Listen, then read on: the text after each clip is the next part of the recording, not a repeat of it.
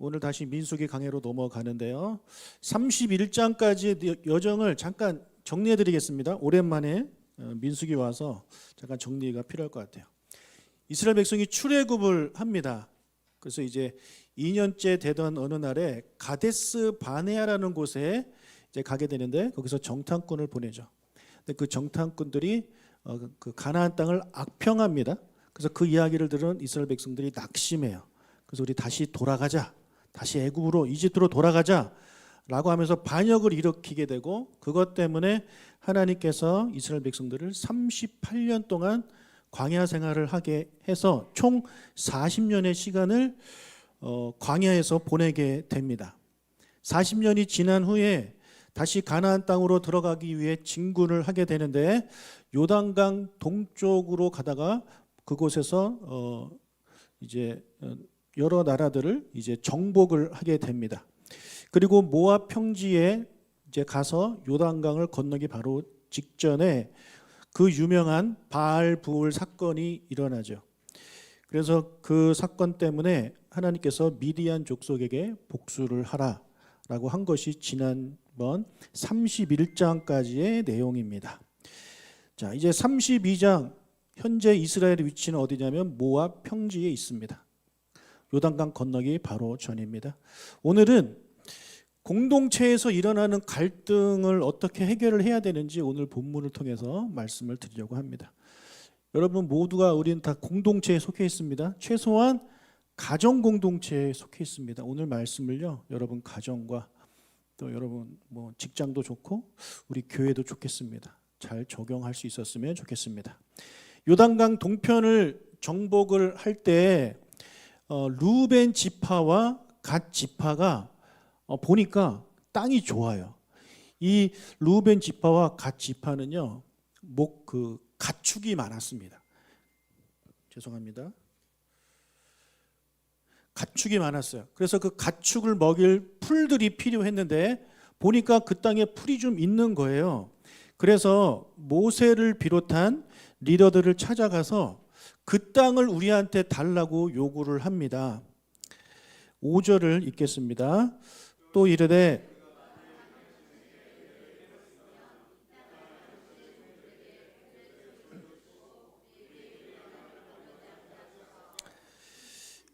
이들의 요구는요, 그 땅을 달라는 건데 단순히 그 땅만 달라는 게 아닙니다.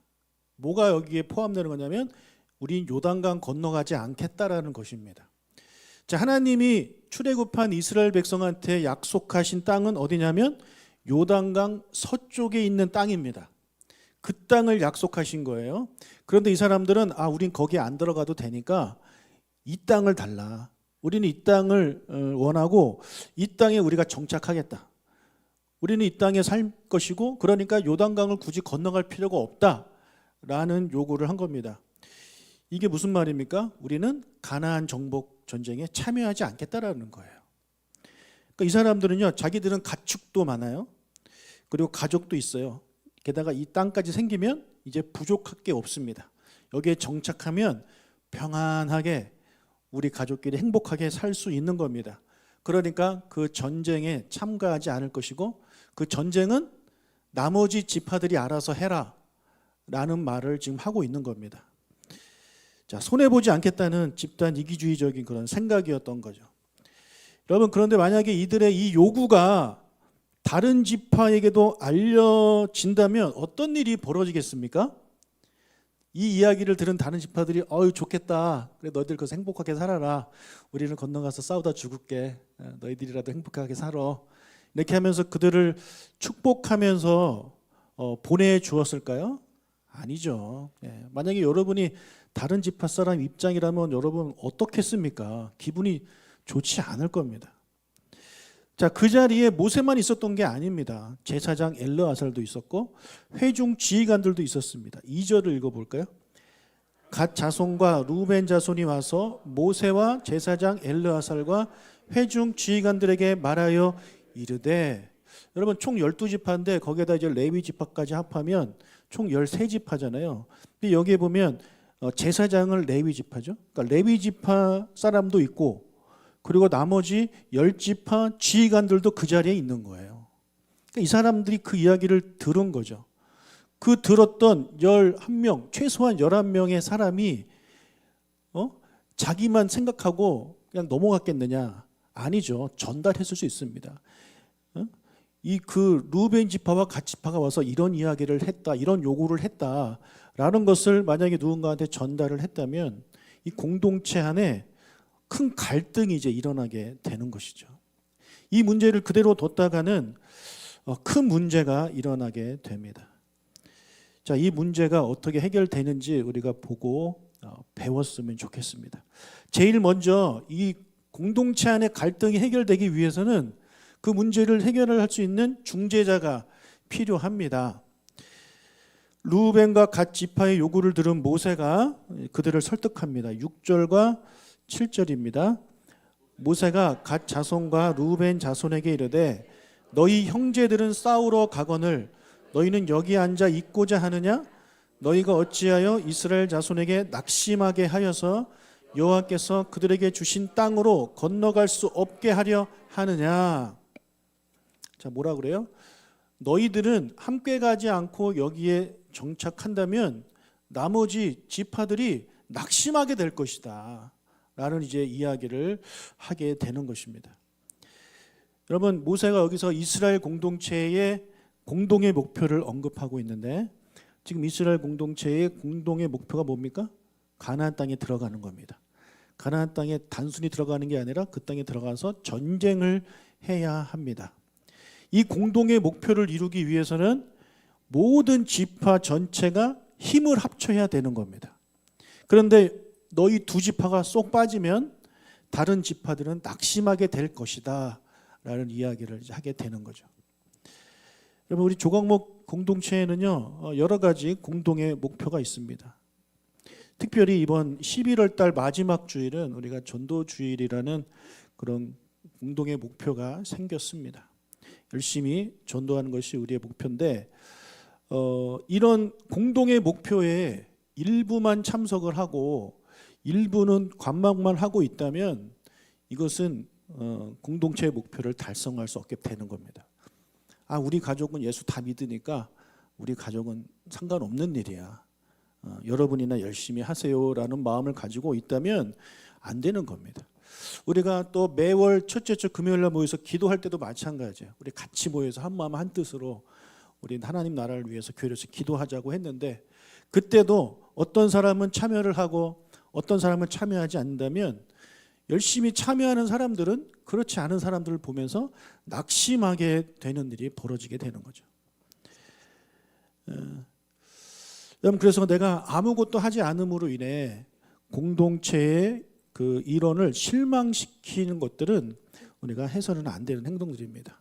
우리가 같은 공동체 안에 속해 있다면 그 공동체의 목표가 곧 나의 목표가 되시기를 축복합니다. 여러분과 상관없다고 느끼지 말고 그래, 내가 조각목 공동체에 속해 있는 그 한 해 이 목표는 곧 나의 목표다. 내가 다른 사람만큼 간절하지는 않아도 그래도 같은 목표를 가지고 그 목표를 이루기 위해 열심히 기도하고 함께 노력하는 우리가 되어주시기를 주님의 이름으로 축복합니다. 아멘. 자, 이어서 모세는요 그들의 그런 생각이 공동체에 얼마나 나쁜 영향을 미치는지를 38년 전 있었던 가데스 바네아 사건의 역사를 통해서 다시 한번 설득하는데 그것이 8절부터 15절입니다. 15절만 읽겠습니다. 너희가 만일 돌이켜 여호와를 떠나면 여호와께서 다시 이 백성을 광야에 버리시리니 그리하면 너희가 이 모든 백성을 멸망시키시리라. 자, 38년 전에 가데스 바네아에서 정탐꾼들이 그 땅을 악평하고 우리는 메뚜기와 같다 뭐 이런 말 하고 그러면서 이스라엘 백성을 낙심시켰잖아요. 그래서 그 낙심한 이스라엘 백성들이 우리는 가나안 땅에 들어가다 죽을 수 없다. 우리 원래 살던 애굽으로 돌아가자라고 해서 가나안 땅에 들어가는 것을 거부합니다. 이 일로 인해서 하나님께서 화가 나셨죠. 그래서 아까 말씀드린 대로 38년을 광야에서 방황하게 한 겁니다. 그것도 모세가 중간에 기도해서 그 정도로 끝난 거지 모세가 가만히 있었다면 이들은 그 땅에서 다 죽었을 것입니다. 자, 그런 일이 38년 전에 있었고 그 일 때문에 그 일의 영향으로 38년 동안 방황했던 사람들 중에 일부가 바로 지금 이 말을 듣고 있는 르우벤과 갓지파 사람들이란 말이에요. 너희 부모들이, 너희 조상들이 그런 일을 해가지고 너희들 38년 동안 고생하지 않았느냐, 그 이야기를 이제 꺼내는 거죠. 그런데 지금 너희들이 그 조상들과 똑같은 행동을 하고 있다는 거죠.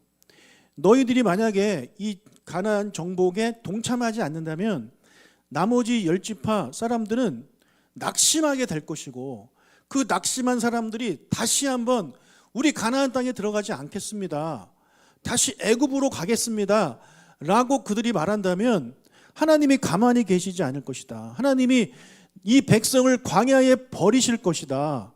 그러면 그런 일이 만약에 일어난다면 너희들이 이 백성을 멸망시킨 것이다. 그렇게 이제 모세가 이야기를 하고 있는 겁니다. 자, 이 말을 들었던 이 르우벤과 갓 지파는요, 생각을 바꿉니다. 아, 그렇구나. 우리가 여기에 남아서 저 가나안 땅에 들어가지 않는다는 것을 계속 고집부린다면 우리 공동체에 그런 악한 영향을 미치게 되는구나 라고 하면서 그들이 깨닫게 되고 자신들의 생각을 내려놓습니다. 여러분, 이게 중요한 거죠. 이 사람들이 갈등을 일으킨 사람들이잖아요. 가만히 있던 이스라엘 공동체에 돌멩이를 던진 사람들이에요.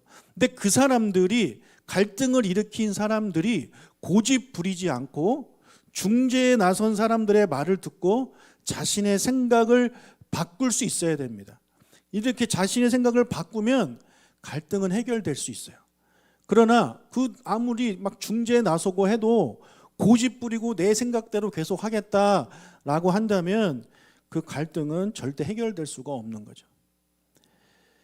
자, 그런데 두 지파가 조건을 달았습니다. 형제들과 싸우러 갈 건데 가기 전에 가축을 위해서 우리를 짓고 어린 자녀들을 위해서 성읍을 건축하게 해달라는 그런 요구를 합니다. 16절과 17절을 읽겠습니다.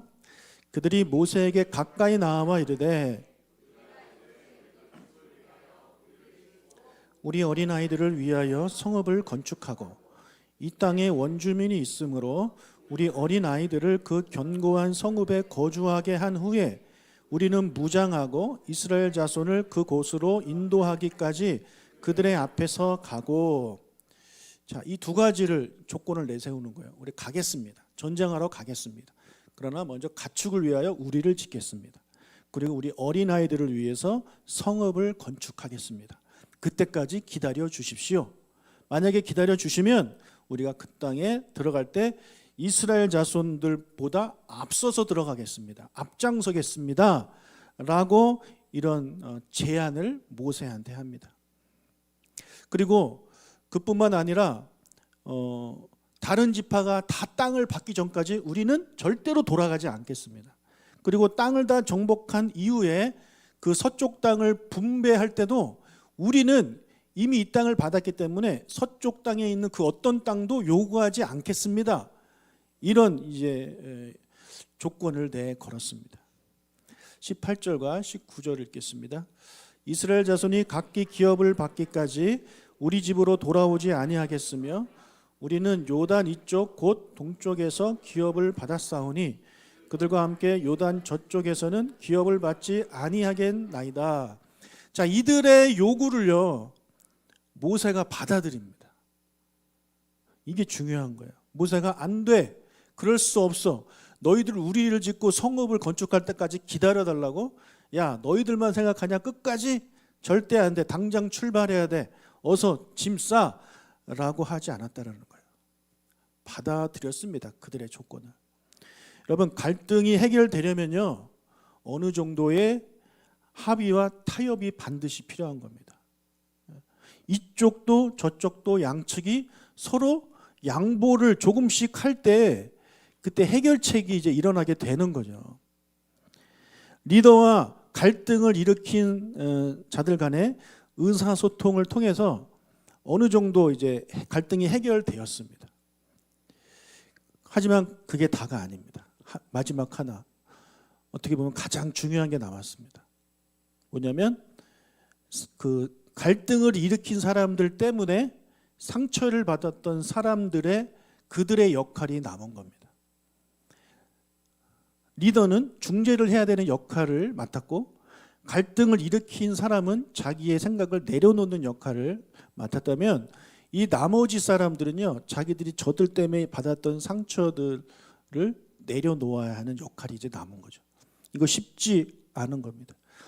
자, 나머지 지파 사람들이 이 두 지파가 요구하는 것을 듣고 낙심하고 상처를 받을 수 있었던 상황입니다. 아무리 리더와 그들 간에 타협이 되었다고 해도 만약에 이 10지파가 반대를 한다면, 이 10지파가 그것을 받아들이지 않는다면, 안 돼, 기다릴 수 없어, 너희들 당장 가야 돼, 아니 너희들 이 땅 차지할 수 없어, 이 땅은 아무도 못 차지해 라고 이렇게 감정적으로 나온다면 이 갈등은요 절대 해결될 수 없는 거죠. 근데 그들이 이것을 받아들이니까 갈등이 이제 해결이 되는 겁니다. 그리고 갈등이 해결되는 정도에서 멈추는 것이 아니라 오히려 공동체에 유익을 가져다 두는 일이 이제 일어나게 되는 거죠. 여러분 생각해 보세요. 요단강을 건너가면 전쟁터예요. 그런데 요단강을 건너가기 전에 꽤 큰 넓은 지역이 우리 땅이에요. 그러면은 전쟁을 하는 입장에서 좋을까요? 안 좋을까요? 좋을까요? 안 좋을까요? 자, 이 땅에 무엇을 넣는다고요? 가축을 넣는다고요. 네, 가축. 여러분 가축은 전쟁 그 할 때 뭐가 됩니까? 양식이 되는 겁니다. 양식이. 그러니까 전쟁할 때 무조건 막 치고받고 싸우는 게 아니라 이 후방에 든든한 주둔 기지가 생기는 거고, 그리고 이 군수를 보급하는 기지가 안전한 후방에 딱 생기는 거예요. 그러니까 전쟁하는 사람들 입장에서는 좋은 거예요. 여러분 전쟁할 때 앞에서 적이 쳐들어오고 뒤에서 적이 쳐들어오면 진퇴양난입니다. 근데 뒤에 적이 없어요. 뒤에 든든한 우리 평이 있어요. 뒤에 우리가 얼마 동안 실컷 먹을 수 있는 가축들이 있단 말이에요. 그러면 전쟁하기에 훨씬 좋은 거죠. 다친 사람들이 잠시 뒤로 와가지고 여기서 치료받고 다시 나갈 수도 있는 거고, 여러모로 이런 후방의 든든한 주둔기지와 군수보급기지는요 전쟁할 때 큰 유익이 되는 겁니다. 여러분 이것을 보고 우리는 뭐라고 표현하는 거냐면 합력하여 선을 이룬다는 표현을 우리가 하게 되는 거예요. 로마서 8장 28절을 읽겠습니다. 우리가 알거니와 하나님을 사랑하는 자 곧 그의 뜻대로 부르심을 입은 자들에게는 모든 것이 합력하여 선을 이루느니라. 자, 우리 하나님을 사랑하는 사람들, 여러분 하나님 사랑하시죠? 아멘. 하나님의 뜻대로 부르심을 입은 우리들은 우리가 살아가다 보면 좋은 일이 있을 수도 있어요. 또 안 좋은 일이 있을 수도 있어요. 사랑하는 사람이 있을 수도 있고 싸우는 사람들이 있을 수 있어요. 그때 우리가 그 중에서 선택을 한다면 나 좋은 것만 선택할래, 나 저 사람하고는 어울리지 않을 거야 라고 이렇게 선택을 한다면 합력하여 선을 이룰 수가 없는 거예요. 여기서 말하는 합력하여 선을 이루는 것은 우리의 삶에 일어났던 좋은 일들, 때로는 안 좋은 일들, 좋은 사람들, 때로는 나를 힘들게 하는 사람들, 좋은 결과들, 그렇지 않은 결과들, 이 모든 것들이 합력하여 선을 이루는 거예요. 대표적으로 어떤 사람의 삶이 그랬느냐? 요셉의 삶이 그랬습니다. 여러분 요셉의 삶에 얼마나 어려움이 많았습니까? 가나안 땅에 살고 있던 사람이 애굽으로 팔려갔죠. 애굽으로 팔려가서 거기서 종살이를 했죠. 그러다가 감옥에 갔죠. 계속 안 좋은 일들이 일어나잖아요. 그런데 그에게 안 좋은 일들이 일어났을 때 그 안 좋은 것이 안 좋은 일에서 끝나느냐? 그렇지 않다라는 거예요. 애굽으로 팔려갔던 그가 애굽어를 쓰게 됩니다. 그리고 감옥으로 간 그가 그 안에서 바로의 그 떡 굽는 관원, 술 맡은 관원과 친해지는, 그들과 알게 되는 그런 시간들을 갖게 되는 거죠. 그 안에서 그들을 통해서 많은 경제적인 것들을, 경제와 관련된 것들을 배웠을 것입니다. 그렇기 때문에 그에게 주어졌던 그런 안 좋은 일들이 무조건 안 좋은 곳에서 끝난 게 아니에요. 그래서 이 요셉이 나 옛날에 있었던 안 좋은 건 다 잊어버릴 거야. 난 새롭게 시작할 거야. 이게 아니라 나에게 일어났던 그 안 좋은 일들 안에서도 분명히 좋은 것들이 있고 그것을 가지고 지금 나의 삶에 적용하면서 그가 살아갈 때 결국에 나중에 그가 총리가 될 수가 있었고 총리가 된 다음에도 그가 그 안에서 배운 것들을 가지고 애굽을 이집트를 제대로 운영하는 그런 총리 역할을 잘 감당했다라는 거죠. 네. 여러분 이게 합력하여 선을 이루는 거예요. 누구한테요? 하나님을 사랑하는 자들에게. 저와 여러분에게 그것이 가능한 거예요. 하나님을 믿지 않는 사람들은요 그렇지 않을 겁니다. 그냥 좋은 건 좋은 거고 나쁜 건 버리는 거죠. 이건 다 필요 없는 거야. 그러나 그렇지 않다라는 거예요. 우리도 여러분 삶을 살아가시다 보면 어려운 일, 안 좋은 일 있잖아요. 그 안에서 우리가 그것을 잘 이겨내고 견뎌낼 때 우리 안에 유익이 없습니까? 있습니다. 분명히 유익이 있는 거예요. 그 유익을 가지고 나에게 주어졌던 좋은 삶, 하나님이 허락하신 그런 삶에 적용해서 함께 더 아름다운 것들을 만들어 가는 것, 그것이 합력하여 선을 이루는 겁니다. 지금 이스라엘 공동체 안에 이런 갈등이 일어났어요. 이 갈등이 이 공동체 안에 무조건 안 좋은 영향을 미친 게 아니라는 거예요. 이 문제를 잘 해결했을 때, 잘 해결하니까 오히려 그들이 차지하고자 했던 그 땅이 다른 이스라엘 공동체 전체의 그 공동체의 목표를 이루는 그 목표에 큰 도움이 되는 역할을 감당했다라는 거죠. 그래서 여러분 아까 우리 감사 찬양도 불렀지만 우리는 좋은 일만 감사하면 안 돼요. 하나님을 사랑하는 자들은요 안 좋은 일, 나한테 일어났던 슬픈 일도 감사할 줄 알아야 되는 거예요. 그 안에서 하나님의 뜻을 발견하고 그 안에서 하나님이 나와 함께 하심을 체험하고 그렇게 될 때에 여러분의 삶뿐만 아니라 우리의 공동체에도 선을 이루는 일들이 일어나게 될 것이라고 믿습니다. 우리 공동체, 우리 교회 공동체에도요 얼마든지 갈등이 일어날 수 있습니다. 갈등이 없는 공동체는 없죠. 계속해서 일어납니다. 계속해서 일어나요. 여러분이 속한 소그룹에도 갈등이 일어날 수 있고 여러분의 가정에도 갈등이 일어날 수 있습니다. 그때 오늘 들었던 말씀을 기억하십시오. 중재자의 역할이 필요하고 갈등을 일으킨 사람 자기의 역할이 필요하고 고집을 내려놓는 거, 그 사람의 말을 듣는 거, 이 역할이 필요하고 상처를 받은 자가 그 상대방을 미워하는 것이 아니라 그를 이해하고 그럴 수 있겠구나. 쟤네는 가축이 많으니까 그런 생각을 할 수 있겠구나 라는 생각으로 그들을 이해한다면 갈등은 해결될 수 있습니다. 그리고 그 공동체는 합력하여 선을 이루어서 더욱더 견고해지고 더욱더 행복해지는 그런 공동체가 될 줄로 믿습니다. 아멘.